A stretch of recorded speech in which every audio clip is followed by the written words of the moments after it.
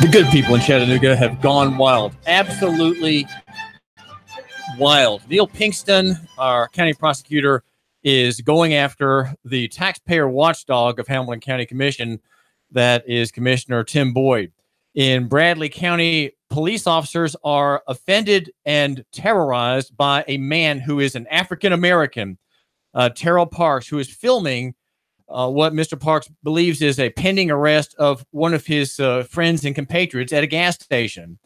And an officer rushes up to this man with his camera running and says, "You can't film here." Well, that again is just simply amazing. A striking story, if there is to be one, had today here in the Chattanooga area, Chattanooga, Tennessee. David Toulis, Nooga Radio, the smartest guy with a bow tie, the blogger with the biggest pen, and I would like to suggest the best pen in Chattanooga. And the third story, Sheriff Jim Hammond, who has received transportation administrative notice from me, your host, David Toulis, a commoner, a common citizen, an ordinary man. I have given him notice about the scope of the law, Title 55, and he, nonetheless, in spite of it, disregarding it, not caring about the scope of the law, has decided to prosecute an innocent man, a working man, a traveling man who went from home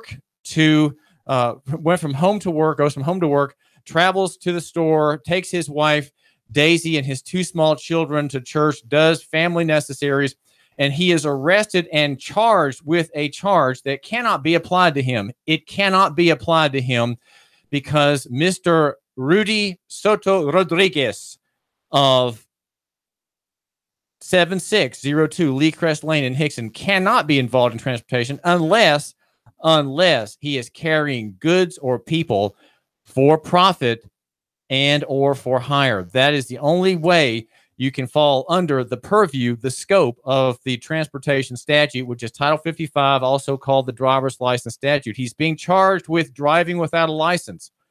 And as I have explained to Sheriff Hammond in a March 1 meeting, at which I gave him the 20-page administrative notice that is a study of the law and makes no argument whatsoever. It is simply a study of the law.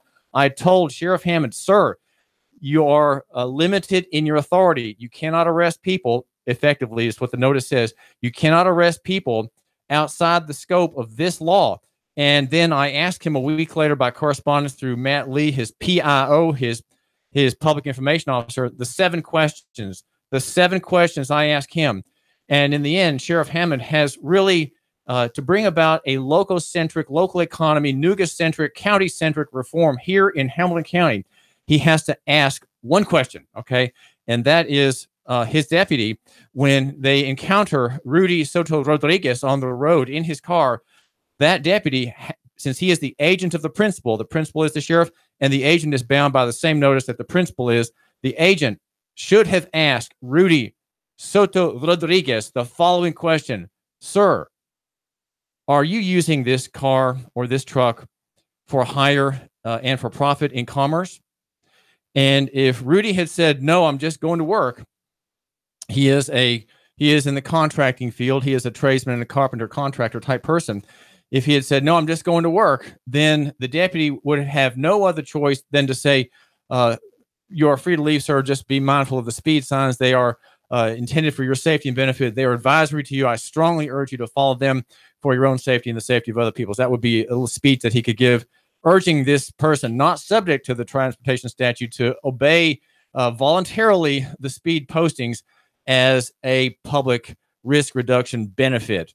And that would be the end of the encounter. Had Mr. Rodriguez, however, said, "Well, I am carrying goods for hire, and in fact, I've been paid to carry this load of lumber from one point to another point," then he would be involved in transportation. His car or his truck indeed would be subject to the statute. And then the deputy would have a duty to ask the next three questions. And you know what those questions are here on the David Toulis Show. You know what those questions are. They are, do you have a license that you can show me? Is your vehicle properly registered? Can you show me the registration form? And can you show me your proof of mandatory insurance under the Tennessee Financial Responsibility Law that is also in Title 55? Those questions would follow had the answer been yes. to the first question. So we have today a very courageous profiles in courage. We have profiles in courage. We have Neil Pinkston, who is prosecuting, thanks to the TBI's finagling with the grand jury members. The TBI making accusations against the leading taxpayer watchdog in Hamilton County, at the behest of another courageous man, a courageous profile in courage. That is to say, Brent Lambert, the mayor of East Ridge, who has done very well for himself and done very well for his friends with the border district law that has brought much development to one side of East Ridge. That is to say, the interchange between Ringgold Road and the fabulous federal interstate leading to Atlanta. There, all the development has gone, all the effort, all the strength of East Ridge Corporation gone there to that part, and a few very well connected, very rich, of course, heavily leveraged developers are making capitalism go strong at a very on the seesaw of East Ridge. That end of the saw is on the ground, and everybody else has their legs dangling in the air. At the other end, at the tunnel, there's no redevelopment going on there. Not much thought about the people on the west side of East Ridge getting any attention from Mayor Brent Lambert, who is accusing the county commissioner, against whom he is running for county commission, accusing him of extortion. That is what the indictment gives against Tim Boyd. Tim Boyd, who will be subject to arrest today. He will turn himself in, according to press reports, to the sheriff's department. He says this action by the district attorney today is perhaps the most flagrantly political, despicable, desperate thing, he says, any of us have ever seen in Hamilton County. Now, that is hyperbole. Okay, just expect it to be a little bit over the top there.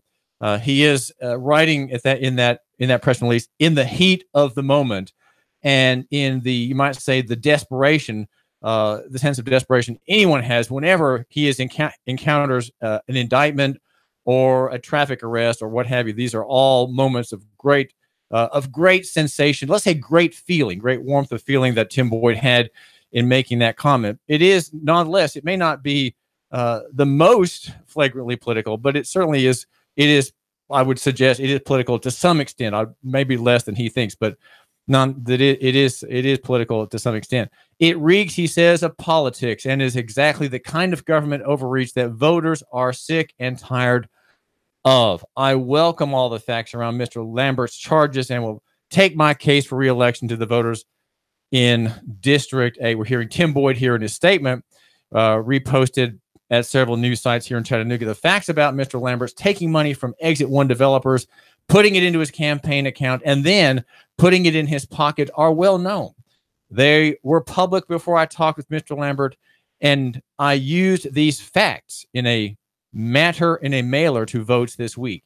Is there any question about the motivations of those involved with this? He asks. My attorney and I will cooperate with the sheriff, and he is going to defend his name in court and in an election bid. The challenger is Brent Lambert, the mayor of East Ridge, and the charge is extortion. Now, extortion is in Title 39 of the Tennessee Code annotated, and a person commits extortion who uses coercion upon another person with the intent to. And there are three main headings of what you have to be intending to do when you are entering into the forbidden area of activity, which is the crime of extortion. Number one, there are some options here: to obtain property, services, or any advantage or immunity. So you are using coercion to obtain a property, to obtain a service, an advantage. That's a very vague word. Or an immunity. So, coercion, there are all kinds of coercion. There could be coercion of bodily injury. If you don't pay me this money by Friday, there may be an inconvenient fire in your business. Okay, that is extortion. And there's physical threat. if you don't pay me this money, or if you don't repay this loan by Friday, I will send a very strong man. You can see him parked over there in that car. See him over there? That one with the heavy chin. That one. I'm going to send him in here to beat your brains out. Okay, that's extortion as well. Also, though, the TBI alleged before the grand jury of Hamilton County that extortion was in a much softer area, a much vaguer area.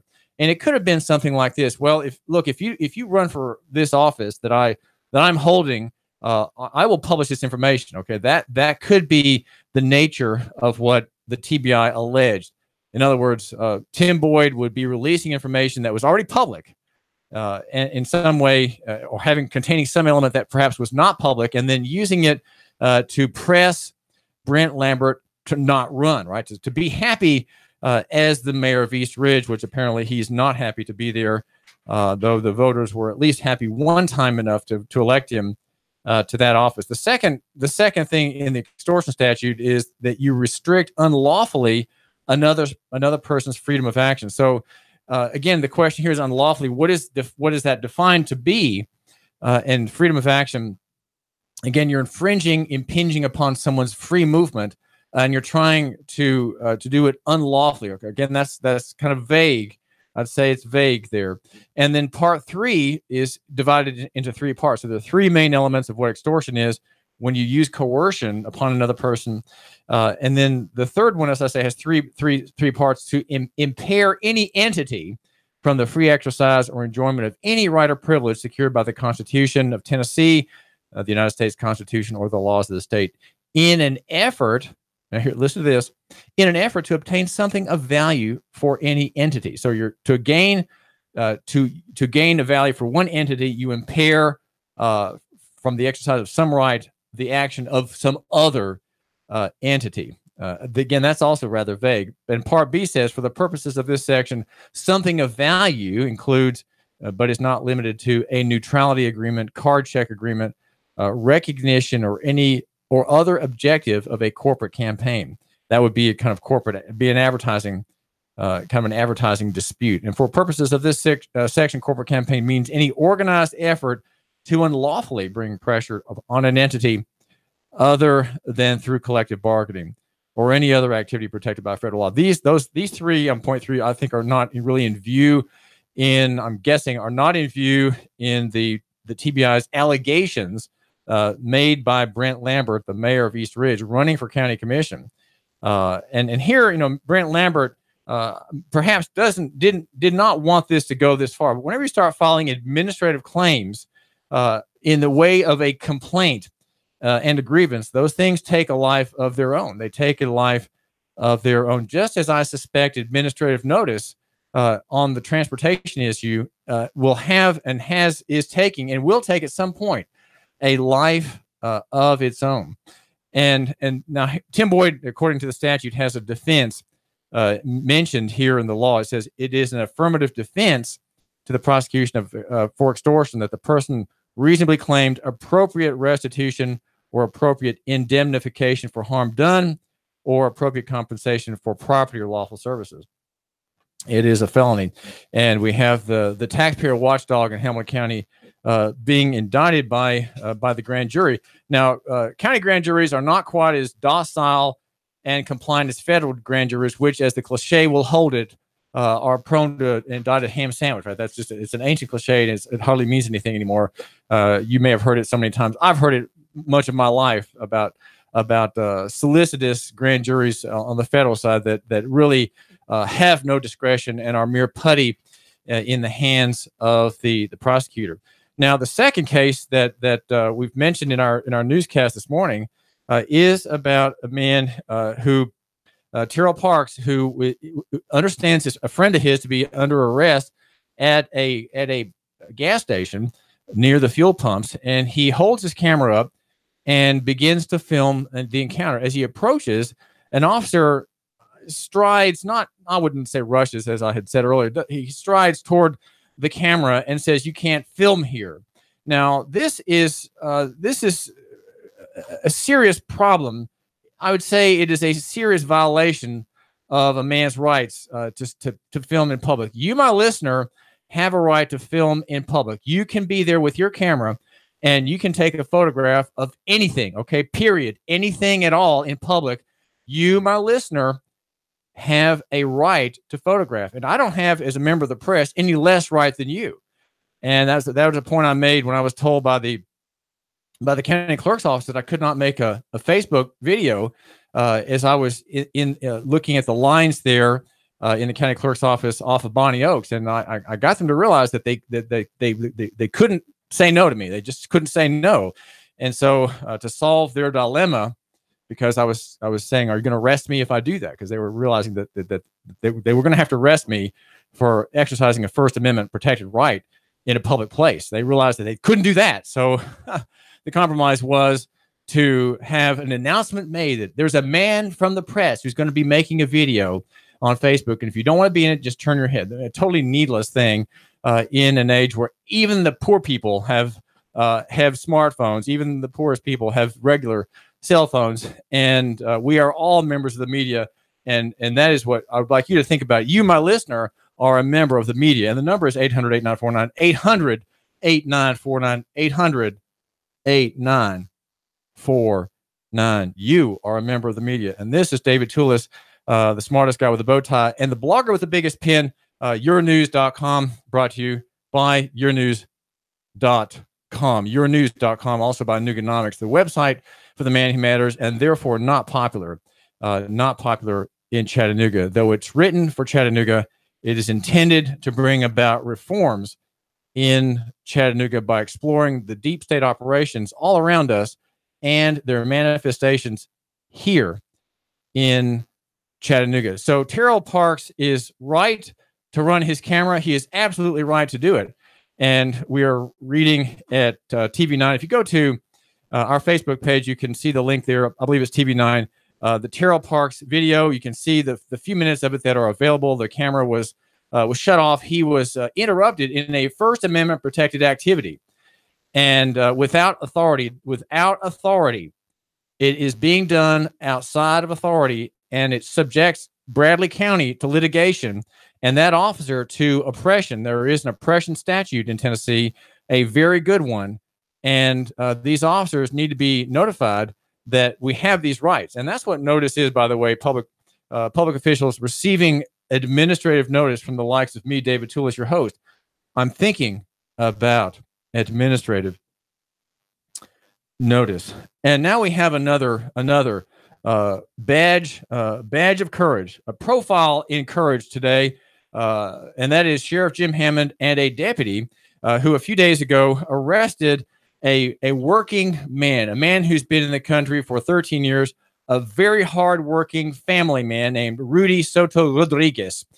He was born in 1986. He's 32 years old. He was arrested by the Hamilton County Sheriff's Department, and the charge is driving without a driver's license. Well, that is a bogus charge. It is bogus, and it presupposes two things. Well, the first thing is that Rudy is a driver and that he is driving. Okay, now that is not a fact. That is never a fact. That is a conclusion of law. If you're in a car behind the wheel and moving, it is a conclusion of law to say that you are driving and operating.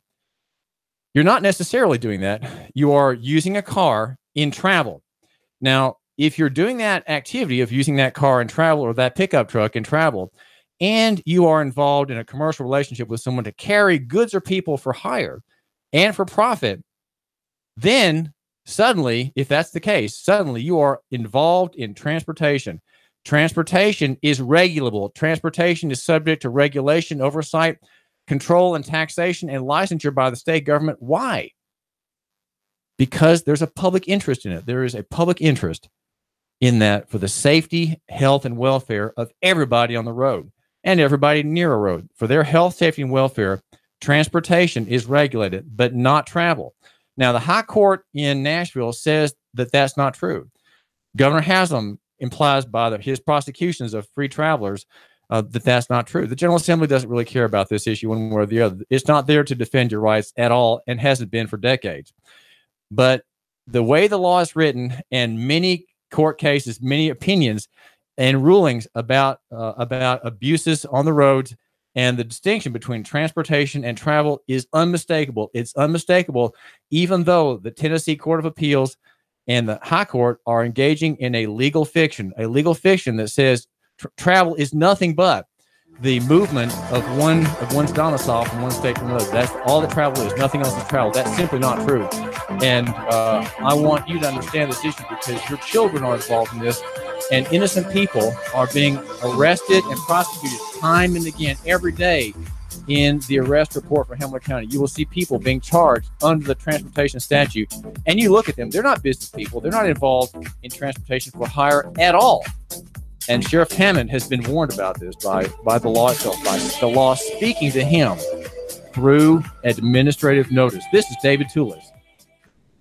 The Tennessee Valley's News Talk Leader.